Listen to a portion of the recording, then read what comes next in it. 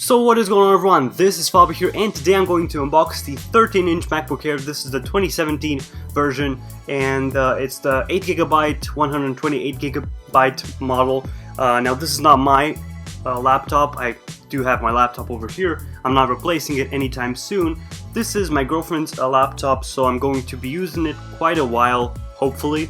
And I might just do a review. I know I said that about the iPhone 8 that I unboxed earlier, but I figured there's so many iPhone 8 reviews out there that I just didn't really have anything different to add to that review. But this being a MacBook Air, you don't come across MacBook Airs as often as you do come across iPhone 8s. And of course, with this you can talk about performance a lot more. You can do virtual machines and Windows 10 on it through Boot Camp. So we might just do some of that. I don't know, we'll see.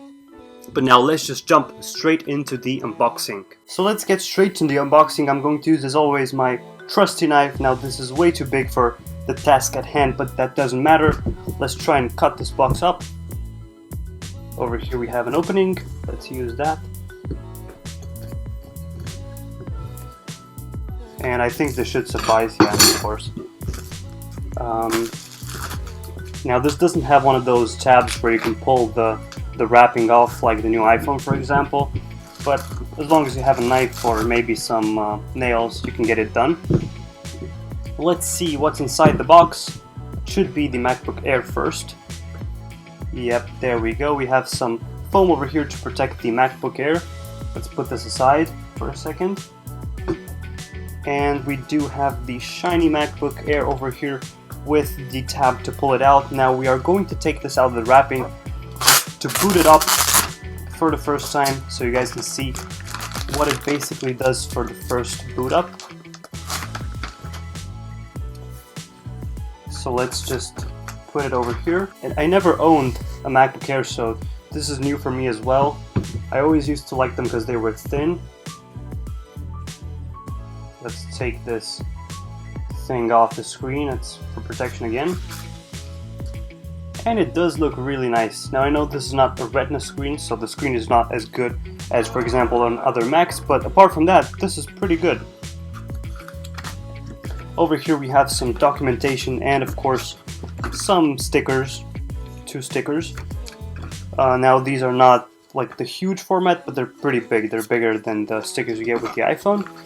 Let's look at the other things. You do have the power cord, and of course you do have the extended power cord, which doesn't come standard on the newer Macs. This is definitely welcome, and you basically have 4 meters, or I think 9 feet, something like that, of cable. I might be wrong on the feet side of things because I'm from Europe, but it's nice that you do get the extension cord.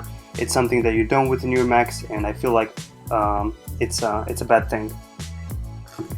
It's obviously a bad thing for consumers, but they're trying to cut costs everywhere, it seems. So here we have the MacBook Air. It's booting up for the first time. It does have, obviously, macOS installed. I think it's got Sierra on it, not High Sierra, but I'm going to update it as soon as I get it set up. It does seem to take a while to boot up for the first time. Leave a comment in the comment section down below if you want to see anything regarding this MacBook Air. Performance in Windows, anything you would like, I will test on this MacBook Air. And until... To use English as the main language, press the return key. Whoa, I didn't expect that. But anyways, guys, thank you for watching. This MacBook Air apparently has a voice and it speaks. This is really creepy. Thank you guys for watching. Peace out, stay tuned, and subscribe for more videos. Peace.